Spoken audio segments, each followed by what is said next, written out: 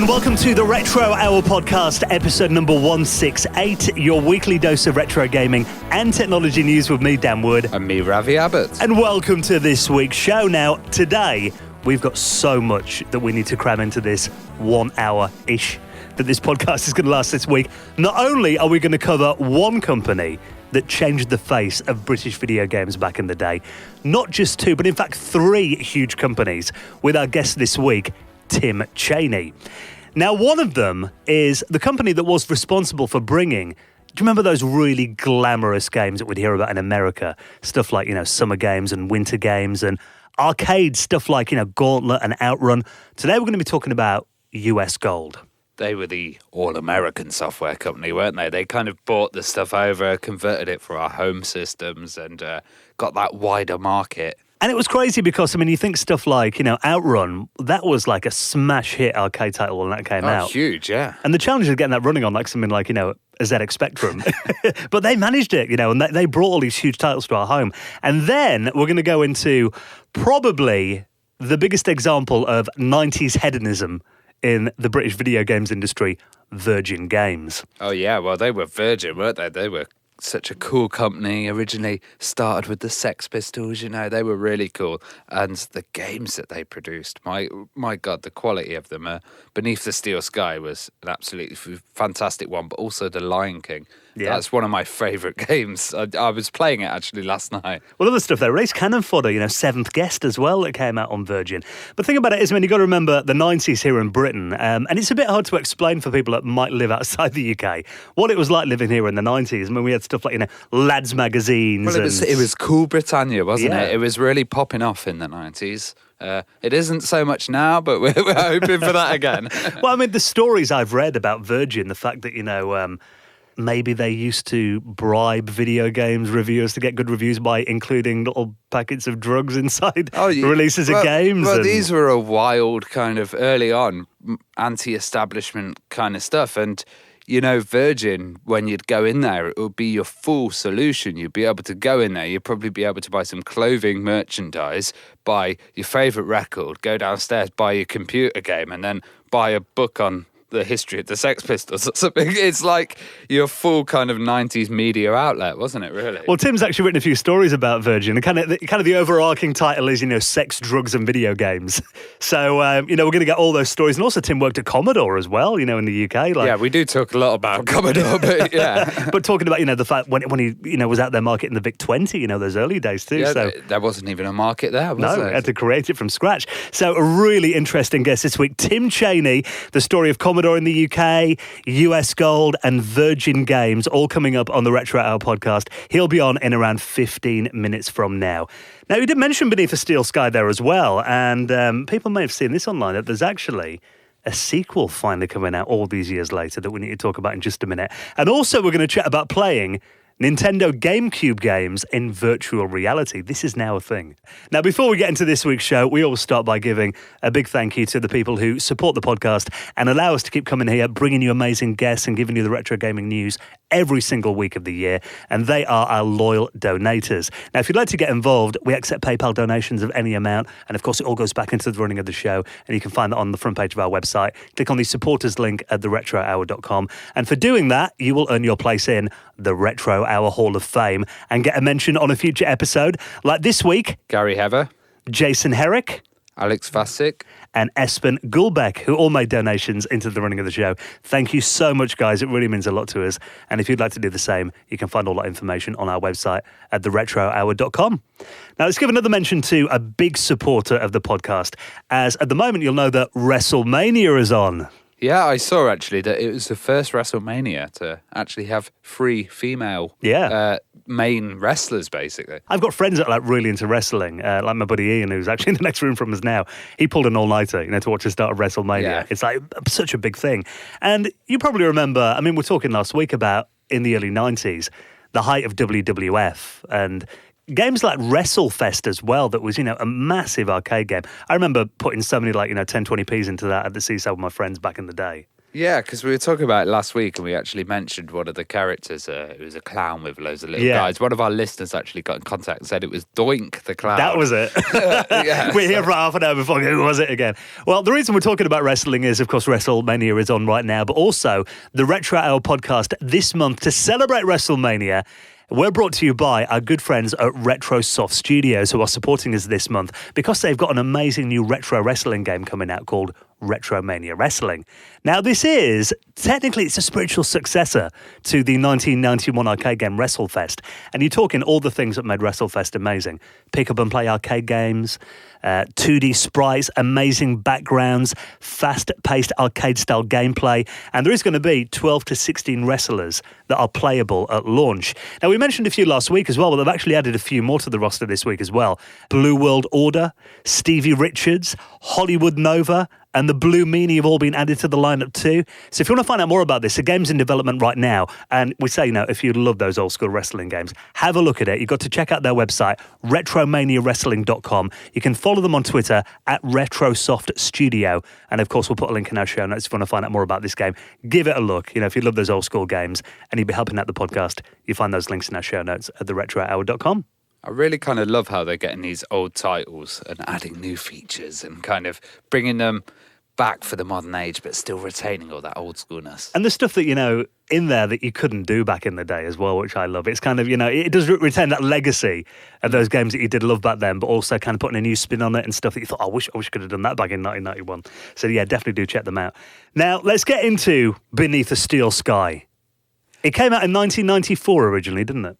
Yeah, and this was a fantastic point-and-click adventure. I absolutely loved it, and I remember having the speech version. It was very slow on the Amiga CD32, but if you had a PC version, it's much nicer, and it was very funny, actually. Yeah. It was a hilarious game, and set in a cyberpunk world, and I always remember that little Joey kind of robot following you, and you had to build him up out of scrap. I think that's about as far as I ever got. You had to put him in like a vacuum cleaner shell or something, I think, if I remember rightly. But yeah, that game, I was a huge fan of it as well. It was kind of a bit kind of a dystopian future, a bit 1984, a bit kind of Blade Runner, wasn't it? And I think I first played it when I got the Amiga Format put a demo on their cover disc. And it was kind of the first level. Do you remember that bit where you're at the top and like the security guard comes in and there's that big like crunching machine and they're trying to find you and you hold on to a back of a door and you hide away from them. And like you said, it had such good atmosphere. And you mentioned the talkie version then. I was playing that probably last summer because with WHD load now, you can put the whole file on there. You don't have to wait for the CD access times and everything. Oh. And it's a really compelling story, very good. But now, all these years later, 25 years on from the original, we're getting a sequel. Now, this is called Beyond a Steel Sky. And it's by Revolution Software, who were actually the team behind the original. Yeah, because we had Steve Ince on the show as well. And this is Charles Cecile, who was the main designer of Beneath a Steel Sky originally. Now, this new game, I mean, they've only put out like a minute-long trailer, and it's got some really interesting art style. I mean, it's got, that kind of comic book style. It's by Dave Gibbons, who did all the background art for the original game as well. So, it does kind of retain that kind of feel. The only thing is, it's very different to the original. Yeah, I've been looking at it, and to me, this looks more of the kind of Fortnite, No Man's Sky, modern kind of style of animation. Yeah. And it doesn't look very cyberpunky to me. But then, I don't know, this could be early shots or it might work. Yeah, it's the original. The thing. I'm too pixel strong. Yeah. Well, that's the thing. I think a lot of people were expecting it to be kind of a Thimbleweed Park kind of, new point and click game, which, we've talked about it before, that genre has had a bit of a comeback in recent years. But this isn't. I mean, it looks like it's kind of a third person game, isn't it? It is, and you know what I'm going to say? I'll probably regret this, but it reminds me of those really bad Syndicate trailers that you used to get back in the days, like Syndicate Wars and stuff like that, or the latest remakes of Syndicate. But I just, maybe with a different texture pack, it could completely, or even different colour settings, it could completely change the whole thing. I think it needs to be darker. That's my vision of Cyberpunk, yeah. Well, it's getting a bit of a mixed reaction online, and I think a lot of people are disappointed that, it's not a point-and-click game, kind of, a direct success to the original. But we are also talking about a 50-second trailer here. That's all we've seen of the game, Yeah, and it could be. I mean, the thing about these games is, I think the story is what makes it. The medium of how you play the game can kind of become irrelevant when you get into the story. And once you get the humour going and you get the and the connection with the characters, and obviously with Charles on board, this is going to be part of it. And we haven't really seen any of the story or anything yet. Like you said, it is literally that 1 minute trailer. And there are quite a lot of negative comments on the YouTube video now. A little disclaimer here. We did invite the guys onto the show. We've been in touch with them and invited them on for a chat. They didn't get back to us. So, we're having to kind of go from what we've seen in articles and that kind of thing. But, they're saying that this is actually a comic book styled graphics for 4K and HDR. So it is a full targeted kind of thing. And, this could be something completely new. Yeah, and we never know. Well, I think, when we do get... I'm confident that they can deliver a good story. And providing you can actually play the game and it's immersive, I don't really think it's a big deal that it's changed kind of genre, as it were. It's not point and click anymore. It's now a third-person adventure game. And there's some nice-looking stuff also in the trailer, but just stuff like... He's got bots following him or small creatures. There might be interactivity with the environment. He's got tools and pieces of equipment that seem a lot more interactive than it did in the point of click. So you've probably got a lot more options of how to play. But it's a 2019 video game. Yeah, exactly. And there is going to be nods in there as well to fans of the original. I'm sure Joey will make an appearance, for example. So I think we wait and see. I think it's great that it's getting a sequel. I mean, I love Beneath the Steel Sky. I think that's great. Yeah. The worst thing they could have done would just be leave it. Even if nobody likes this in the end, maybe they'll remaster the original. You never know. I don't know. The only bit I'm a bit curious about is apparently it's coming out. They've revealed it's going to be released on Apple Arcade. So far they've only announced iOS and Apple TV as the platforms. But if you think about that mobile platforming, how big that is as well, like iPads and stuff like that, it might be aim for that. I don't know. Well, I mean, I'm sure it'll eventually get ported to Switch and PS4 and all that. Yeah. So maybe it's a bit of an Apple exclusive at first. But I must admit, I don't game quite all that heavily on my Apple TV. No. I must say. So we'll keep an eye on it. And if the guys do get back to us, we'll have them on to talk a bit more about it. Get your Pippin out. I'd love a Pippin, actually. I've seen them at shows. There's not many games to play. You know me, though. I love those awful failed consoles. Yeah, I like the controllers. They look weird. Yeah, they're actually not that bad, the controllers. But I don't think there's many games that you can play on them. But that is kind of a little gap in my collection at the moment. Now, one system that was a great console back in the day, the Nintendo Gamecube. Some amazing titles on that system. Even the Wii. I mean, I was never a fan of the Wii's method of control. I hated the Wiimotes. But, I mean, there is some really good, often undiscovered titles on the Wii. I think it's not really maybe it's an age thing. It hasn't quite crossed over into retro yet, and maybe a lot of the games on there don't quite get the respect that they deserve. Yeah. It does feel a bit of kind of an untapped kind of market sometimes.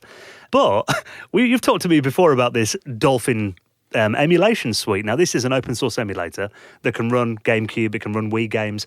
But now they figured out a way to get GameCube games running in virtual reality. Yeah, so this is absolutely insane. I'm using a HTC Vive at the moment, and I've found a program that I recommend to everybody, which is called Revive, which basically is a compatibility layer that works with the Oculus stuff. Okay. So I can run all the Oculus stuff. So I was like, okay, this has got a compatibility layer.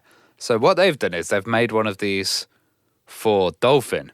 Yeah. Which is the GameCube emulator. So what it will probably do is project two pictures in each eye and really puts you inside the game. But also, interestingly, it skins your HTC Vive controllers with little Nintendo GameCube looking kind of skins in the virtual reality. And you have the buttons, it turns into a D-pad and stuff like that. It looks really interesting. There's a review here on PC Gamer, and there's been a lot of videos of guys using Mario Kart, which was sent by Atronic, one of our listeners on Discord. He actually sent that. But there's an article here on PC Gamer which is talking about how all these different games are now supporting it. So they talk about the experience with Metroid Prime. And that was a first-person shooter, wasn't it? Yeah, F-Zero, and Pikmin is supposed to be awesome with it. See, Pikmin, I love Pikmin anyway. Pikmin 3 was the last one I played on the Wii U. That needs to come out on the Switch, because that's such a good game. That's kind of it's a puzzle game where you get these little aliens and you've got to make them do different things. But I mean, you think all these games that did come out in that era on the GameCube, they were mostly all 3D games. So I guess, I can kind of see why they would probably lend themselves quite well to running in virtual reality.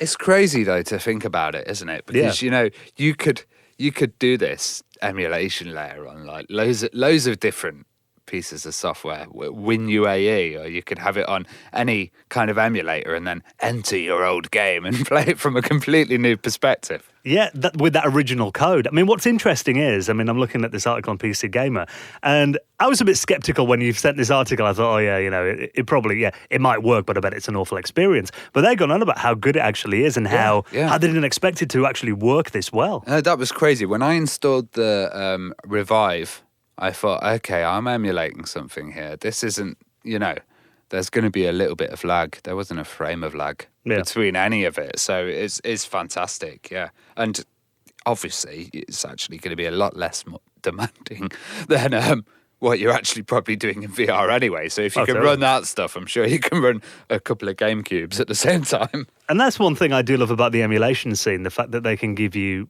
new ways to experience your favourite games and play them in ways that you never dreamed possible. Yeah, it's amazing. All the way that they're kind of fitting new technologies to emulate us now, like PlayStation 2 ones with anti-aliasing added on top of it and all these extra bloom effects and HD textures. It's crazy, isn't it? Yeah, scaling Pong up to 4K. Yeah, I saw 4K, what was it, GTA 3 last night, and guys were going around, and I was like, it's 4K, but you still can't swim in the water. Yeah, yeah, there are still some limitations in there, but it looks a really cool project, and there's actually a little tutorial on Reddit of how to get it all up and running and everything, so I'll put a link to all that. I've got to give it a go. Oh, you so do, and let us know next week what you think of it. Vomit everywhere after Mario Kart. Yeah, Mario Kart can send me a bit dewy-eyed at the best of times. Get hit by a shell, see what happens. And Ravi comes in with a bruise on his back. What happened? It was a bit too realistic. Run into a wall.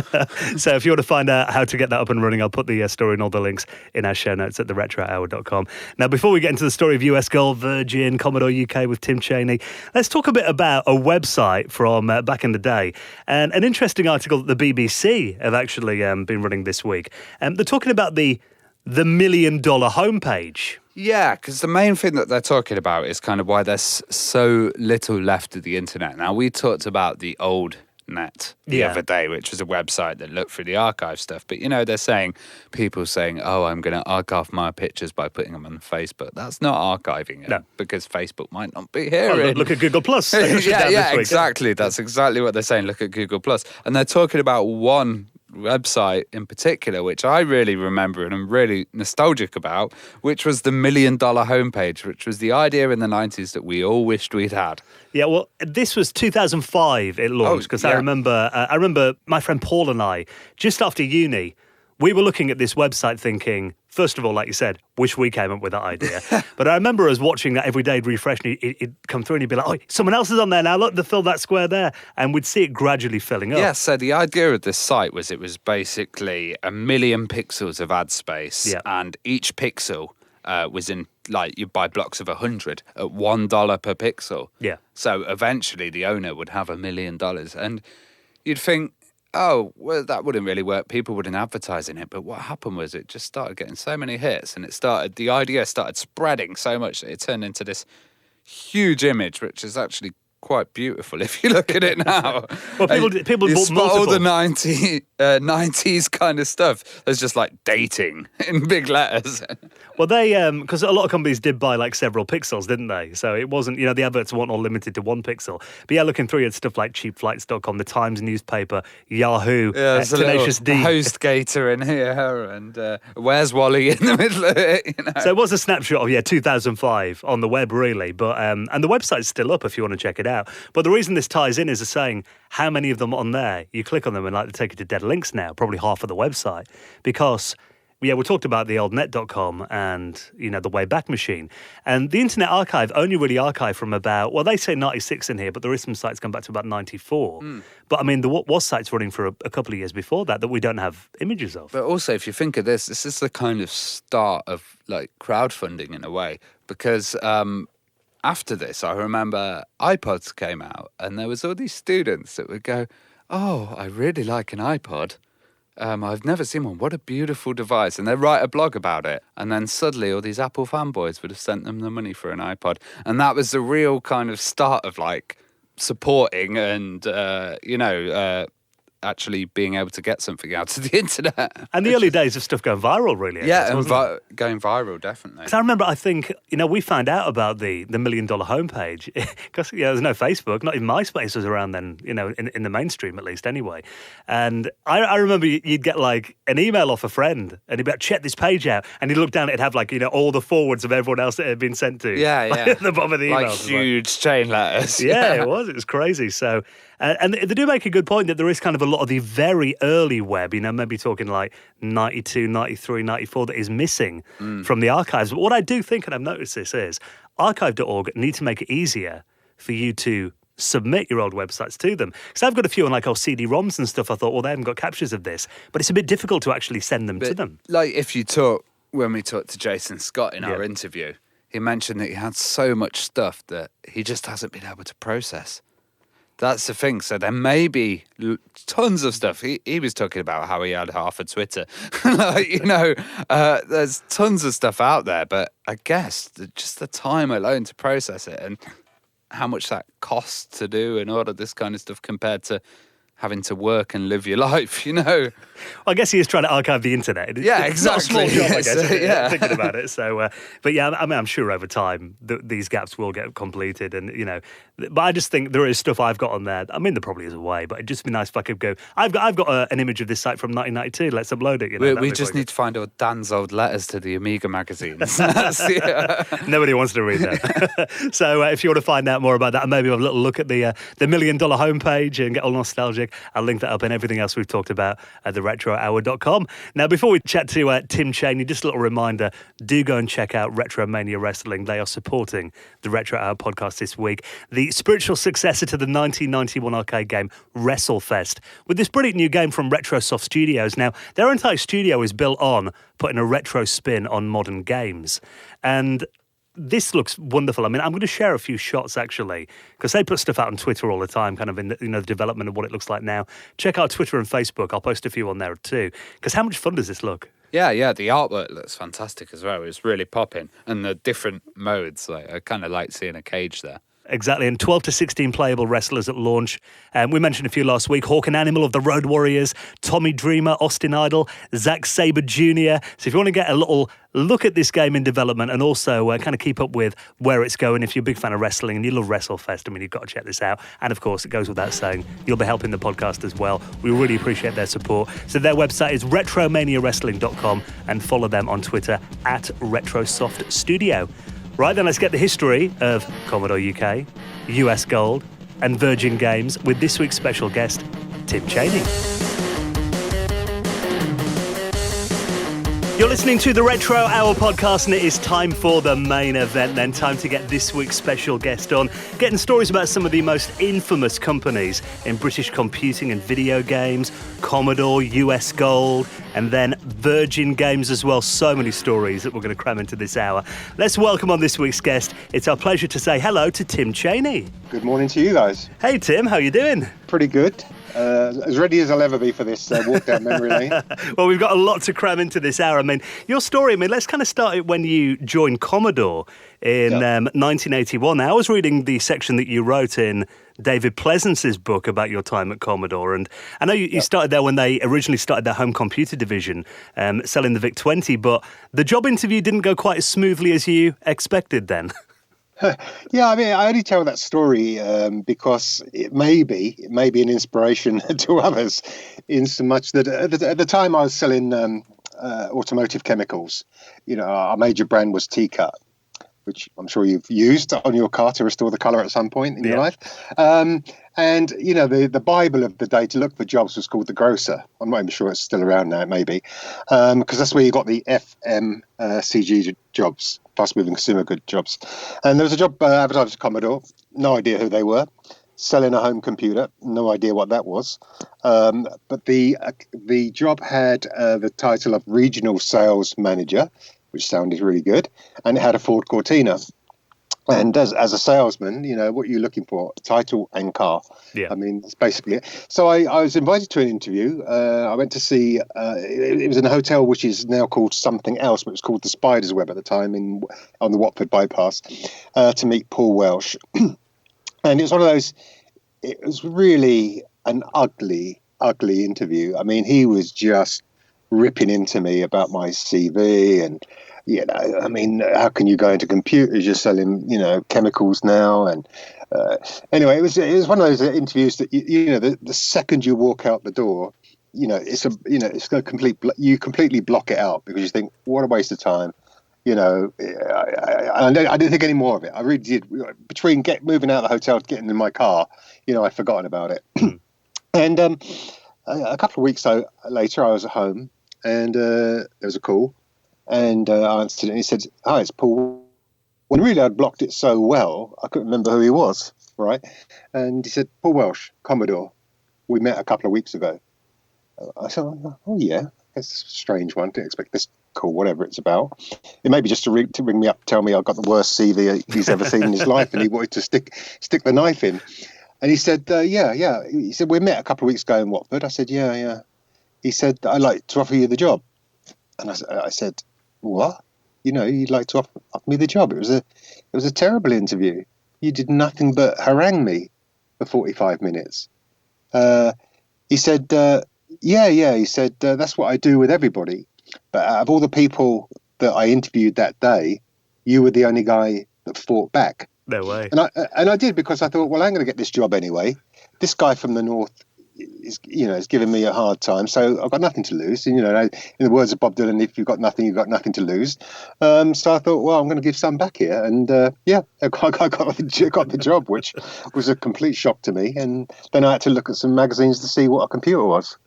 Well, obviously in 1981, I mean, Jack Tramiel was still running Commodore. Yeah. And what was it kind of like working for Jack's Commodore then? I heard he had stuff like, 10-point code booklets that you had to follow and that kind of thing. Jack's philosophy, I'm calling Jack as if I knew him intimately. I didn't, of course. I once saw him and was so scared I kind of went to the toilet or something. Was one. I mean, he had this kind of 10-point thing of which business is war. You don't have competitors. You only have enemies, and your job's to crush them, and obviously treat every penny like it's your own, which is a pretty obvious one from a Auschwitz survivor. And I think they took the view that the VIC-20 and then the 64 that came afterwards was a kind of fad thing. It wasn't a serious long-term business. So while they had kind of brand leading computers, our position was incredibly hard, incredibly intolerant, and just downright aggressive. I mean, we gave no quarter. I mean, so we had a very hard attitude, because I think they thought, well, this business will be over in a couple of years and then we'll go back to making pets. Well, you were selling the VIC-20. Was there kind of an existing model for selling a computer in Britain, or did you have to kind of create that from scratch? Well, we absolutely created it, because at the time there was no home computers in retail in the UK. You had the ZX81. That was a hobby, kit-based machine. You had the 82 that came out, around the time that the VIC-20, but no, we were complete pioneers. We were knocking on every door, Boots and Smiths and Tesco's and some retailers that were around then that aren't around now, like Wickfalls and the Co-op, and the Co-op's still around, I know, in a different shape. And we were just saying, do you want to sell computers? And it was a really cottage industry. It was just starting, and I mean, we do every account that I think I'm right in saying this. Every retail account that ever sold a home computer started with the VIC-20. Well, what did you think of the C64 when it came round? Well, as you know, I mean, the C64 was an absolute game changer. Yeah, it started off that we got some in just before Christmas, which would have been Christmas 82, I guess. And, basically for a week, instead of selling, on the road selling, we were just delivering one per store. That's a demo unit, for what was to come. And, I mean, it was, as you know, it's a quantum leap. It was kind of being pitched at the time. It's like a half business, half fun. I mean, but as we know, it became all fun, all games around the world. And, numbers differ, whether they come from Jack Tramiel or they come from other sources. But it sold about 20 million over its kind of 3-year span. It was number one in the UK, without a shadow of doubt, Germany, the Low Countries. It was just, it was a fantastic machine. And you got the first great games, really, really good-looking games that came out of it, mainly from America because they were working on discs. But also the UK games business really started with the Commodore 64 and the Spectrum, and later came Alan Michael, with his concoction. He sold about 3 million. Games were serious, getting serious at last. But it's still, you've got to take it in context. When we think about the industry now, and it's this $116 billion global industry. At the time, it was still perceived as a kind of cottage industry. I mean, it was still not serious. I mean, now it's bigger than music and it's bigger than film and video. Well, one of your clients then was Jeff and Anne Brown at Centresoft in Birmingham. How did that lead to you working at US Gold then? I left the company, went to Computers, who had a machine called the Lynx. Better car, better title. We couldn't sell it in England, so I got international orders. I had about 3 million pounds of orders, but the company couldn't make the product, one of those kind of, cash flow things. So I thought, well, there's no future here. Even, so I went back, so I called Paul and said, this isn't working for me. I met him. I remember met him at the services in Newport Pagnell one Sunday morning on his way back to the north. And he said, well, we want you back. Paul liked me. I mean, it's one of those kind of lucky things in life. He liked me, and I'd been promoted a couple of times. And he said, but we've only got software. Anyway, so I went back to try and sell the software. And at the time, the customers were the normal ones, but there was Centresoft and there was Tiger and there was Webster's and there was Microdealer. They were the big distributors at the time. And so I went up to Jeff in Tipton before he, moved to, Holford Way and everything else. And he basically said, look, Tim, I don't know anything about Commodore software, really. You tell me what, you think I should have and just send it and send an invoice. Well, of course, to a salesman that worked for Commodore, that was like manna from heaven. Yeah. So I basically emptied the warehouses. Excuse me. Emptied the warehouses and sent them down to him. And he didn't complain, actually. He paid the bill. And then it was just a Commodore thing that we took our best customers out for Christmas dinner. So I went to have dinner with Jeff and Anne in Birmingham. And the usual stuff. And then Anne turned around. She was much more direct and forthright, and she made her point. Said, "Would you like to join us?" I said, "Well, yeah, but I'm really a kind of hardware guy. I mean, I'm not a software guy." And at the time, US Gold had only released Beachhead. I say only; it was an incredible product. But that was it. And I said, "But why me? Why me?" And she said that you're the only person that's ever stitched us up. So we want you on our side, stitching up everyone else. So I left. I mean, that was the second time I left Paul, and actually the third because I was going to join Lightning Records at one point as sales director, and he made an offer at the last second, even though they'd already bought the company car for me.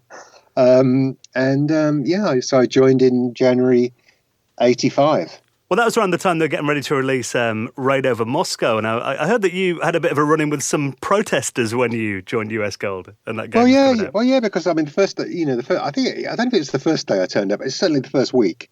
I remember it's a miserable, kind of half snowy, soggy day. And when I turned up, there was a load of protesters outside the building they were campaigning for nuclear disarmament, and they were protesting about Raid Over Moscow. One of the journalists called me up, and I said, "Come on, it's a game. It's like Cowboys and Indians. When we were young, it's now, the Cold War. The head of the CND at the time was Monsignor Bruce Kent, and he was interviewed in the same article, and he called me a horrible little man for my comment. So it was interesting start to the job. Well, talking about US Gold, I mean, I remember, seeing adverts for US Gold and reading about the company, and it always seemed that, you're bringing these big, glamorous American titles over to the UK. I mean, what was kind of the philosophy behind the company? I mean, it started with one very, very simple idea that Jeff had, so I take no credit for that at all. He was a distributor, and he saw all these some Commodore 64 games on disc in America. In England, we couldn't give away the disc. It's about the size of a fridge, and it was £400 or something ridiculous like that. I mean, nobody bought them, and we had a cassette business. So basically, he went to the States, went to publishers, and said, "Well, look, give us your disc game, and we'll put it out in cassettes in the UK." And it was as simple as that. Sometimes that required 8 cassettes, as you can imagine. And, the first games that came through, like Beachhead, Raid Over Moscow, Dam Busters, and several were just really big hits. And then we got Epics later. And then we converted them to Spectrum and Amstrad. And I think really very, very quickly by like 83, we had like 80% of all the software in America, Commodore 64 software in America at US Gold, because we paid advances. We paid royalties, and at the time, the US market was, so big, huge, and Europe was, whatever, it's almost like a little add-on. So they didn't kind of care. Nowadays, obviously, it's just, it's as important as America almost, and there was no China or anything like that in those days. So that was the idea. I mean, it was as simple as that, and we just signed up everything, and what we promised people was, which obviously battered us a bit in our reputation, is we signed up whole catalogues.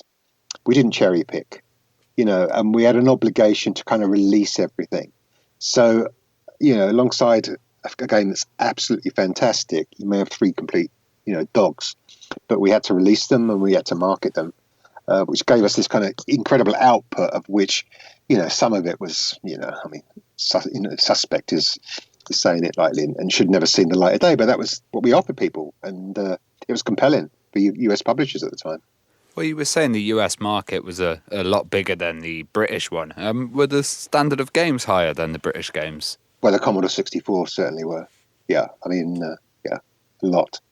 But the UK was picking up, the UK, I say the UK because at the time, really, the UK was the only country in Europe that had a decent, development community. There was some in Germany, but the rest you can forget. I mean, that was it. Some UK and so the UK was getting better and better and kind of catching up, but it was really kind of the graphics. I mean the graphics in the C64 products from America were just better, I mean, and it took the UK games development sector a long time to catch up with that, and sometimes never did, quite frankly. Well, another company that kind of started doing this kind of thing around a similar time. I mean, Elite. Was there much rivalry between US Gold and Elite? Well, because they're in Warsaw on top of a fish and chip shop, which I always throw in. It wasn't really until they got Commando from Capcom and Ghouls and Ghosts. Because by then, in 86-ish, 86, 87, the coin-op conversion business had started. And somehow they got into Capcom and got these 2 products out of Capcom. And they were both really, really big hits. So that really, we didn't like that much. And then we obviously went after all the Japanese video game companies. And eventually we got every product from Capcom. So we were out to destroy them, yeah. But then we had an attitude, which I'm not saying I took with me from Commodore, but kind of Anne certainly had. We had an attitude of, we wanted to destroy everybody. And Jeff famously said in one interview that he didn't know why everybody else bothered to make games. So that was our position. Our biggest rival, of course, was Ocean. I mean, Elite popped in, occasionally, but it's just because they're, local. But we didn't want anybody else in Birmingham making games. Well, what was day-to-day life like at US Gold? Because it must have been a mad place to work, especially if you're getting whole catalogues of games and having to release them all out in quick succession. Well, it was. I mean, I used to get there very early. At the time I was living in Newport Pagnell, and used to get up in Birmingham at 8 o'clock in the morning because traffic and Spaghetti Junction and everything else just got a nightmare. And Jeff was always in about the same time. And most mornings, before 8:05, Jeff would have 5 new ideas, of which maybe one was a good one. That's not knocking him, because he was very creative at the time, and he came up with some stuff. So nearly every day there was probably a good idea that we should be thinking about or doing or following up, or everything else. I mean, life was. I mean, in the end, by '89, it got kind of boring. But in the early days, it was just a question of that. We were out to conquer, and our sister company was Centresoft. And in the same period that US Gold grew to be kind of number one in the UK and Europe, Centresoft grew to be number one in the UK and Europe. So we had the power of a distributor tied to us. I mean, so we were in an incredibly advantageous position. Not only would we see every product that was presented to Centresoft, if we wanted to, I didn't spend a lot of time doing that, quite frankly. But we had, their sales team pushing our products, putting some other products, a little, behind us and doing deals and up, so we had this kind of awesome power of, some great games and some dogs, and the distribution facility in Centresoft. But life was, pretty much like the office. I'm not saying I was staying with Brent, but it was pretty normal. It was very, it was process driven. We were probably, a lot more professional early on than most of the, what we'll call at the time, software houses. So, and we were building, and, it's always fun to be building. That's the best part of, I think, life, is when you're trying to build something and you're being successful at it, and it makes you want more and more. We did kind of touch on epics before, and I remember, when Summer Games and Winter Games came out, I mean, they were huge. I mean, was that like a game changer for US Gold when those titles came out? Well, when I talk about the graphics earlier in our conversation, I think obviously there's a lot of games, but I had epics in the back of my mind because, the epics products, like you said, Summer Games, Winter Games, World Games, just looked. They looked from like they were from the future. I mean, they were just so great, and they played so great. Epics was. I mean, we didn't get the whole of Europe for epics. We had their agents kind of broke it up. Somebody in Germany, somebody in Benelux, and us in the UK, and a few odds and sods, Australia, and a few bits and pieces. But for the UK, it was just the best brand we handled. It was as it just changed everything. I mean, when you saw something like Summer Games, what was a UK Commodore 64 development company going to do to compete with that? Nothing. I mean, you just couldn't. So it's just a question of how big the market was. Our only constraint was it's still a cottage industry. If it was 2019 and we had epics now, that business alone would be worth hundreds of millions or billions. You know what I mean? Mm. At the time, the industry was only so big, and it was okay. It was certainly a game changer. The agents didn't want to give it to us. They didn't like us much at the time. They grew to love me, but at the time they didn't like us much because we were this big, horrible, thing. Got all the US software houses, but the Epics guys told them to do the deal with us. So. What did you look for in a title when you were choosing a release for US Gold? Well, it changed. Say in the earlier days, we were looking for one great product from a range from an American brand, and then when the coin-up business started, I was very lucky. I was going to all the coin-up shows in New Orleans, Tokyo, and we were just looking for the biggest coin-ups. We took a lot that we thought would be big and weren't big because we were trying to. Again, it was this kind of mopping up thing. In the same way we were mopping up everything from America, our goal was to mop up everything from the coin-up industry. The one thing that people either know or didn't know is Ocean. The directors of Ocean are also shareholders of US Gold. I mean, that was a deal Jeff regretted every day of his life. I think after that. Because they got 50% of the company for putting in 50,000 pounds back in 84, I think, to start US Gold. Yeah. And so we had a thing with Ocean that we wouldn't go after their labels and they wouldn't come after ours. So like we went after Sega, which is the biggest, and several others. They went after Taito and others. So we never competed. So nobody could play off US Gold against Ocean. So Ocean got the best and we got most of the best as well. I mean, Activision was there trying to get licenses. British Telecom were there trying to get licenses, but we got most of them because, we were just this powerhouse. I remember, as a kid having the US Gold release of Outrun, the poster on my bedroom wall.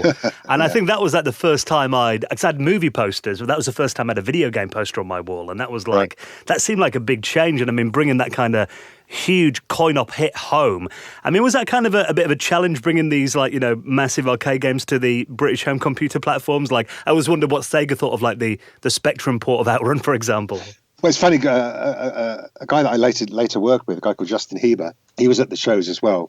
He was working for Virgin at the time, Virgin Games at the time, and I mean they didn't get much, if anything, actually, and the stuff that we didn't want. I mean, he sent me a picture of me looking at Outrun, and he put a note on it saying, "No, Tim, it won't fit on a Spectrum." Right. I wish I had it actually, but I mean, Outrun was just the biggest thing. It was just amazing. We had to get it and we had to try. And I think we made it, with Fergus McGovern, rest in peace. We made a pretty decent game out of it. The fact that we were going to take something that cost $5,000 as a cabinet and put it into a Spectrum, and it was going to look like it was going to look on a Spectrum. We didn't think about that because our business was our business, and we delivered good code and we delivered bad code. Gauntlet was another one. Gauntlet was a Christmas number one, like Outrun was.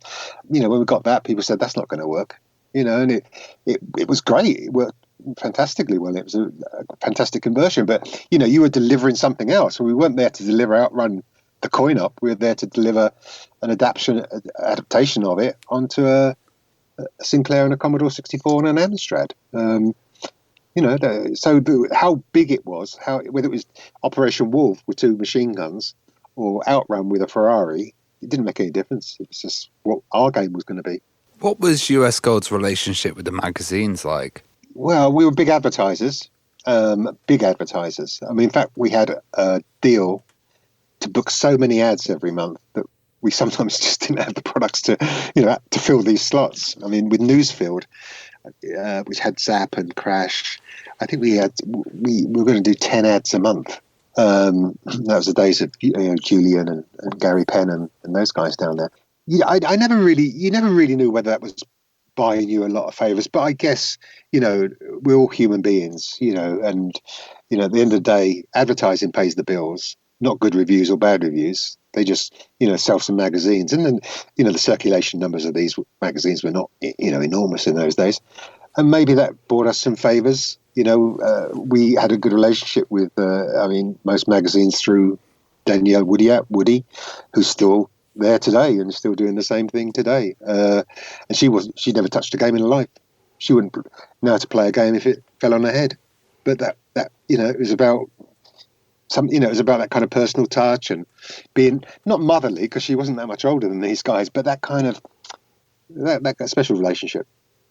Well, speaking of her as well, I mean, I remember, reading stories about how she'd kind of go into maybe a magazine and they'd look at one of the games and not be a big fan of it, but within an hour she'd kind of talk them round and it actually got like a glowing review at the end. I mean, she was kind of like, it seemed like the face of the company in the magazines. Was that kind of planned? Oh no, she definitely was. I mean, she definitely was. Personally, I wasn't involved in that part of the business.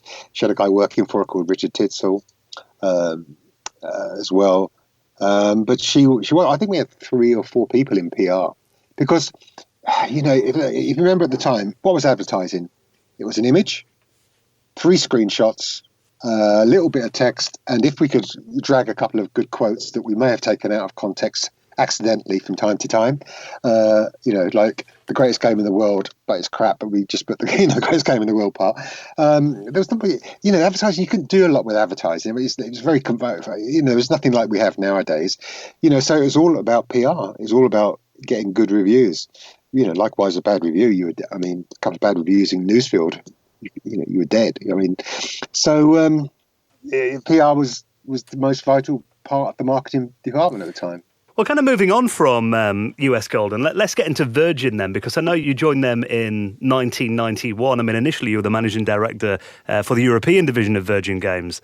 Mm-hmm. How did it come about then, you going to work at Virgin? Well, that was another strange one. I left US Gold in 1989 because I think I felt I'd done everything, and by then, we had obviously a lot of staff, and it was kind of really processed, and it was really boring. And so I was offered an opportunity to start my own company with some guys in the US. It was called Tech Magic, and it was going to be a Sega Master System publisher. Because we had relationships with Sega, the company actually represented Sega in Europe, Australia, and from Frank Herman. Frank Herman, everybody in the industry knew Frank. He was a Virgin, Mastertronic, and then Virgin Mastertronic, and then he went on to GTI and lots of things. And rest in peace, he passed away in 2009. And he rang me up and said, "Tim, there's a job down at Virgin. Are you interested? They're looking for an MD down there." And I said, "Well, not really, Frank. I've got my own company, and we've got games coming out. Could make a lot of money." And Virgin at the time, pretty crap. They had Archer McLean's snooker coming out, but really it was a very small company. It had like 16 employees, and and I wasn't that keen on it. So I went anyway. He said, "Well, come down and have lunch with Robert Devereaux." Robert was Richard's brother-in-law. I liked Robert a lot, and I think he liked me, but I still wasn't sure. Of giving up kind of my own company, which inevitably is what you kind of need to do if you want to make serious money. And I stalled it kind of for 6 months with Robert. I couldn't make my mind up. And eventually I had lunch with him sometime in late-ish 91. And we sat down at a restaurant in Notting Hill. And he said, "Tim," he said, before we even order starters, are you coming or not?" And I was like, that's what you call a close. So you're sitting down for lunch and nobody's ordering. Basically say, if I said, "Well, I don't think so, Robert," then lunch was off. There's no point in wasting his time and money buying me lunch. There's no such thing as a free lunch.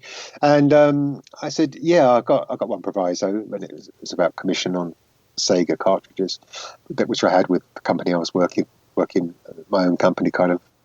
And so that's how it came about, really. And I joined, and I thought, well, what a lot of scruffy load of herberts this lot are, all in jeans and T-shirts. But in the end, I became one of them, although I was probably better dressed than most of them. And out of the 19 people there, I got rid of 17 or 16. Got lucky because at the same time, Mirrorsoft went out of business, and I was able to get Sean Brennan. He was able to bring some great Mirrorsoft producers, and some studios that were working with Mirrorsoft. So we got off to a great start. We were, 1 minute I was there with a bunch of guys that I didn't really kind of want to be with. Next minute I got Sean. I got products from Sensible Software with Jobs and those guys, and we had a kind of portfolio to start working on. Well, Virgin were kind of famed for their rock and roll history with stuff like the Sex Pistols and, all their original kind of music. Was it good joining a wider company with more culture? Well, it was a fantastic culture. You could basically do anything behind that brand. And people think, "Oh, it's Virgin. Yeah, okay." We really pushed it on marketing and lots of other things. But the European company I joined, had less than $1 million of revenue the previous year, and we got it up to 200 million by 1993. In about 2.5 years, we got up to 200 million, and that's because we got some of the Mirrorsoft products, we got Coin-Op products. Games were coming out of America like Seventh Guest, and it was great. I say you could do anything. We gave the best parties. And people. A lot of people tried to copy us. Copy our advertising style, which was controversial. We were there to kind of shock you into buying products like Resident Evil, Doom 2, all of these have got their own kind of stories. But then when people tried to copy us, our style, if there wasn't a Virgin logo there, it was kind of like, it was like a misfit. It didn't look right that someone like Interplay would do a teddy bear with a shotgun, someone firing a shotgun through it. It looked like, okay, they're trying to be Virgin. Then GTI were using our kind of ad style, and it just didn't look right. But when we did it, it was like, yeah, these are Virgin. These guys can get away with it. We kind of got a bit of an insight into that when we had Archie McLean on the show, actually. He was talking to us about how he took Jimmy White on tour when Whirlwind Snooker came out, and they ended up going to Richard Branson's house. And, Richard got Jimmy so drunk that he couldn't even hold a snooker cue anymore. I mean, how much of that kind of excess really happened in the company then? I mean, did it kind of fit in with its rock and roll image? Well, I think by 95, we were completely out of control. Hedonism, sex, drugs, and video games had become, like an everyday thing. I'm not saying we took drugs every single day, but it became completely hedonistic. And by then we'd sold the company to Blockbuster. Blockbuster left us alone. We were getting bigger and bigger and dominating in France and dominating in Germany. I had the rest of the world outside of America by then. So I had Japan and Singapore and Australia and everywhere in between. And we were living the life. We were there to have fun, but at the same time, and it makes us sound like we were completely mental and out of control. We weren't out of control. I mean, I coined it as kind of loosely managed anarchy at the time. But at the same time, we were doing our job. We were making massive hits with Resident Evil, Command and Conquer 1, and many others. So we were still, out there along with Electronic Arts, dominating the business, equal with Electronic Arts, bigger than Electronic Arts in Germany, actually, at the time. Well, you think of the 90s, and it was stuff like, The Word and Loaded, I remember, and it was that lad and ladette kind of culture as well. So it kind of, I guess it felt like Virgin kind of fitted in with its time very much. Well, it did. If you remember Viz, yeah, which is still around today, I mean, Virgin Mastertronic, in launching the Sega hardware, used Viz extensively, and Loaded, of course. But so we did fit. I mean, the 90s itself as a decade, when you read books on the 90s, it was a decade of decadence, of self-belief and self-interest, self-servitude kind of thing. Making it that was the decade. I mean, anything went really anywhere. I mean, we did get into a lot of trouble with advertising, but then we didn't care. That's okay. We done the job, because it always took the Advertising Standards Authority about 3 weeks to ban an advert. Yeah, I was just about to say that, actually, because nowadays it's kind of standard to have edgy advertising, and back in the days you got 6 successive campaigns kind of taken down by the Advertising Standards Authority. Well, I don't know if it was 6 or more, actually. I always quote 13, but I may have been exaggerating. We had successive ones banned. We had complaints from the French government. I can't remember all the ads that were banned, but we did one called Famous Mass Murderers. We had obviously Stalin, Genghis Khan, Hitler, and we put Jacques Chirac on there because he was testing atomic bombs in the French atoll. Wow! And so the French embassy, went to the Advertising Standards and said, look at this advert with Jacques Chirac on it. And they said, yeah, you've got to take the ad down. So actually what we did, we got a picture of someone else, and I can't remember who it was, and just went round to every billboard. So this was 48-sheet billboard sites at the time, and just stuck somebody else over Jacques Chirac and left it there. And people peeled them off, I imagine. Possibly. I couldn't comment on that. Screamer was another one. We had a game called Screamer, and at the time there was a lot of joyriding. It was a big social problem at the time, and Screamer, it wasn't so much the picture, which was obviously like a kind of a 1996 ASBO at the time. Our text about putting your foot down, hammering it, smash it. I mean, that was banned pretty quickly. I even remember reading stories about, I don't know how true these are and whether you can talk about it, but about Virgin kind of bribing game reviewers, and maybe even stories of drugs being included with discs of the game to magazines and that kind of thing. I mean, was there any of that? Well, I don't think we did. I mean, by then we had Woody. I mean, I took several people from US Gold because my first objective was to destroy US Gold with Virgin, and I did. if you see that US Gold got sold for nothing in 93 or 4.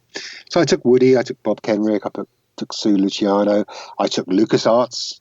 You know, I started to kind of, I mean, all because there was an award thing called the Indin at the time. It was a Christmas do. It was a real piss take and thing. And you know, Jeff won US Software House of the Year. I wasn't there.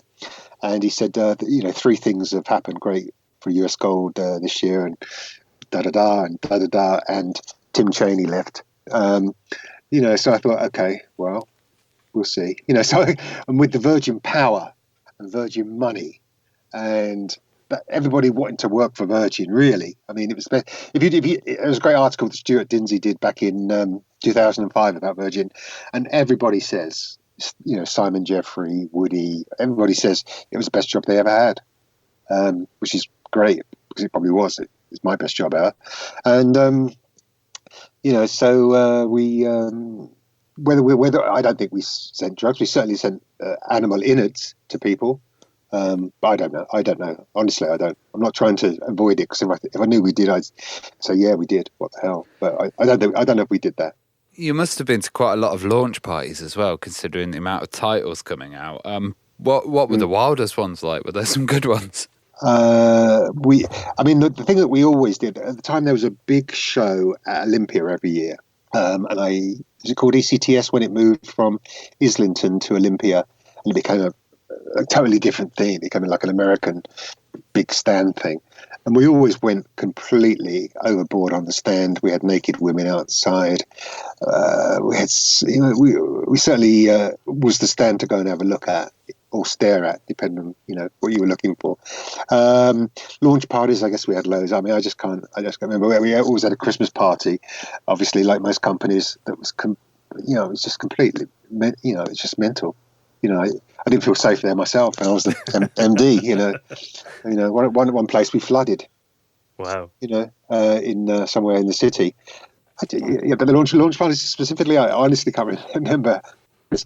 We took over a manor house somewhere in Buckinghamshire, and we turned it into a kind of haunted house, and we put all the kind of seventh guest clues around the house, and for journalists and other people.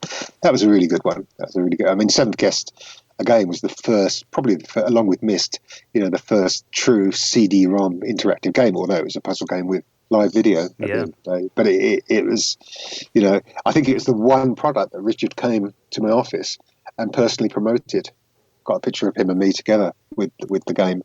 Well, how hands-on was Richard with the company? He wasn't very hands-on. I mean, I met him several times, and I used to go down to Holland Park to his house. It was one of those strange meetings, because he would be sitting in a settee, I'd be sitting opposite him. He'd ask me about the business, and while I was answering these questions, people would come in with checks to sign, papers to sign, and I think I kind of got this from him, that, you know, Errol was talking about this and that and Australia, and isn't it great, and that, but he only kind of picked up the piece that he could see that was good for him, right? And at the time, it was about aeroplanes, Virgin Atlantic, you know. So I remember him picking up about playing games on planes, which at the time didn't exist.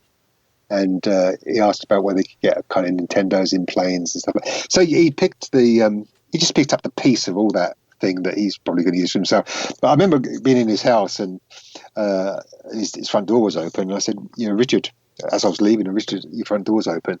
He said, yes, okay. He said, if they're going to get you, they're going to get you. Right? I mean, there's no security. I mean, nothing. It was just a house. He had 2 houses side by side. Well, talking about, I mean, you mentioned Seventh Guest before. You know, the games that Virgin brought out, I mean, you know, we think about the image and everything that they had, but there was some amazing titles that the company published as well. I mean, you know, Cannon Fodder and Cool Spot, I remember, you know, the 7-Up game, that was a great platform. Yeah. Lion King you had too. I mean, there were some really strong titles coming out. I mean, any kind of memorable stories or memories about those titles that came out? Well, I remember Lion King. I mean, we started working with Disney. I had the first meeting with them. They had the Aladdin film coming out and was stuck, and we got David Perry coded that in 4 months, and that became a massive hit. I remember Lion King cost us $10 million as a guarantee, and, you know, it became a big hit. Command and Conquer a massive hit. Resident Evil, I did a deal with Capcom for 10 products, unseen. And one of them was something called Biohazard, which I'd never, it was just another name. I was there to get Capcom to blow up US Gold because they had Capcom up to that point. I was just going to blow them out the water with, at the time, a $2 million offer, which was a lot of money. And US Gold certainly was starting to run out of money by then. And they had this game called Biohazard, and it turned out to be Resident Evil. Which, it was just a name on a list of 10 games that they're going to give us the license for.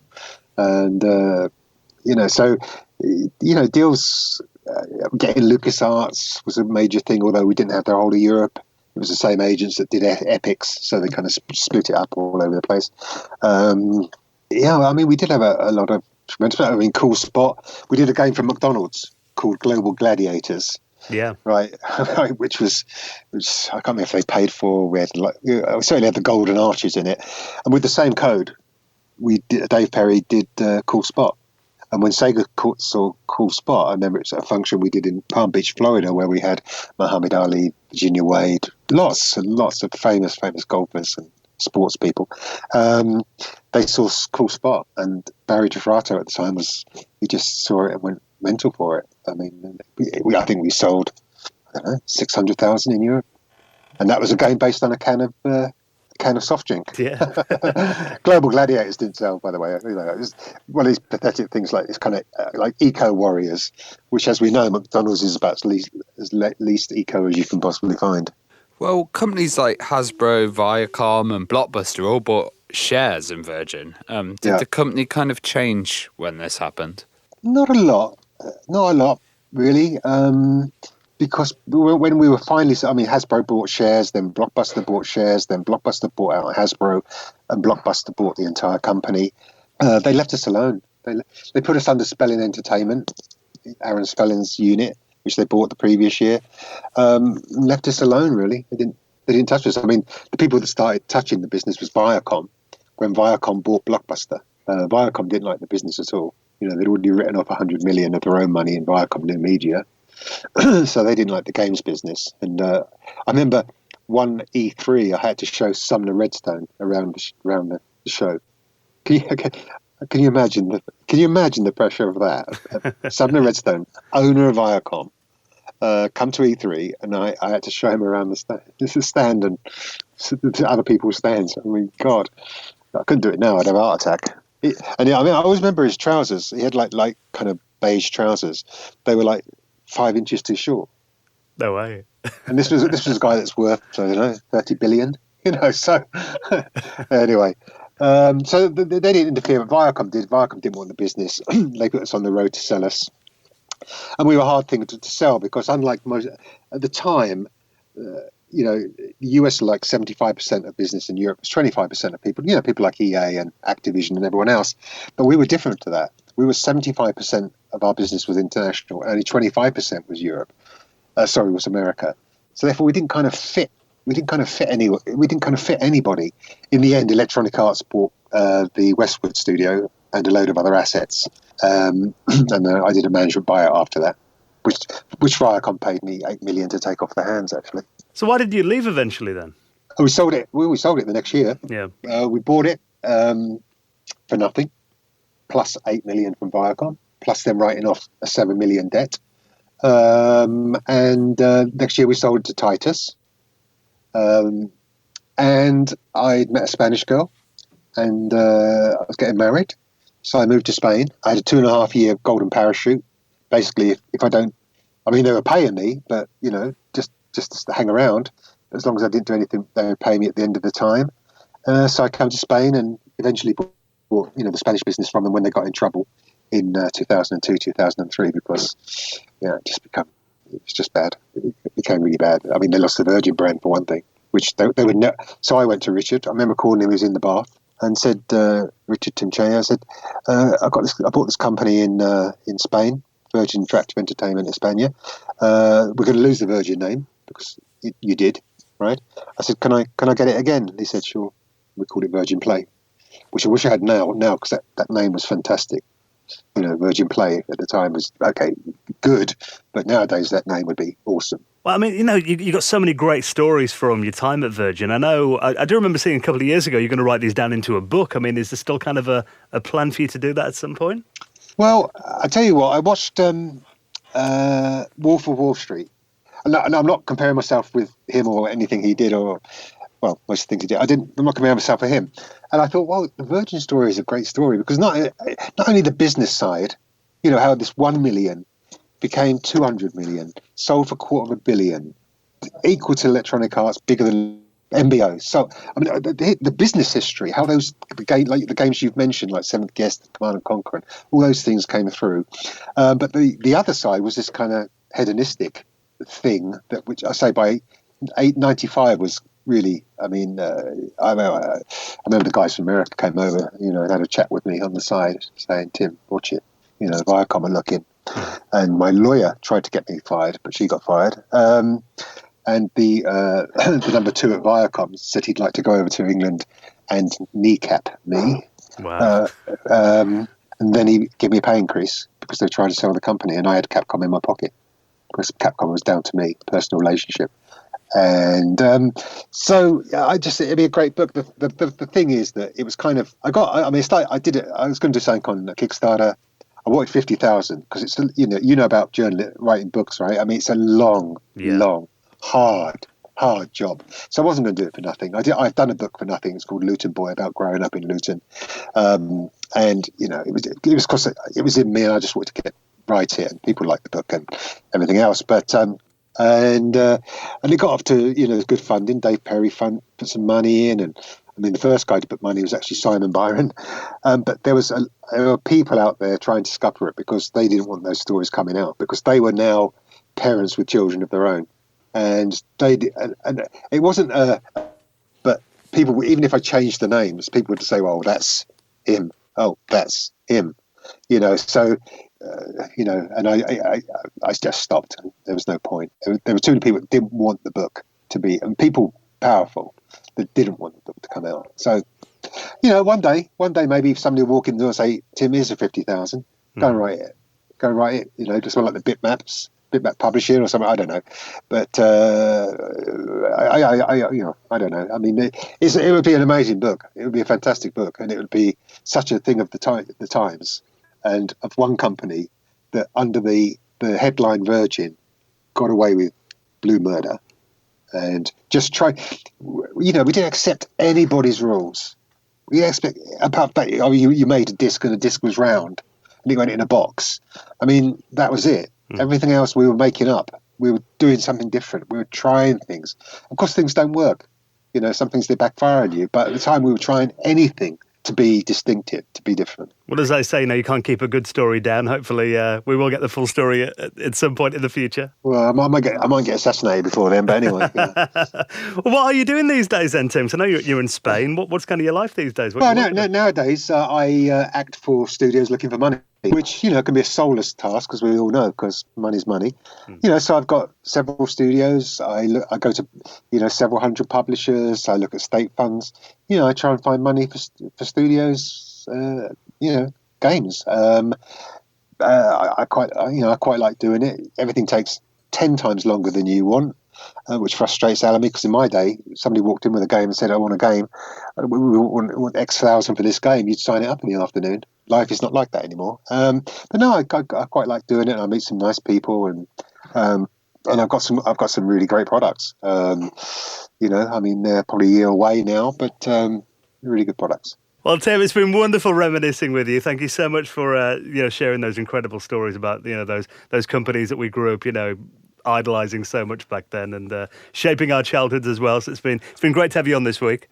I really enjoyed the walk down memory lane, and some of the kind of things you picked out were, I mean, there's probably 100 more, but there's a story behind it. As I say, maybe I'll write up one day, but you picked some good stuff, and they were about how the industry evolved, and obviously US Gold and Virgin's part in it, but they were all kind of evolutionary points of change, things that were changing the business, and now I've created this business that what we have now, which is a monster. Anyway. Absolutely. Well, thank you so much for coming on, Tim. I enjoyed it.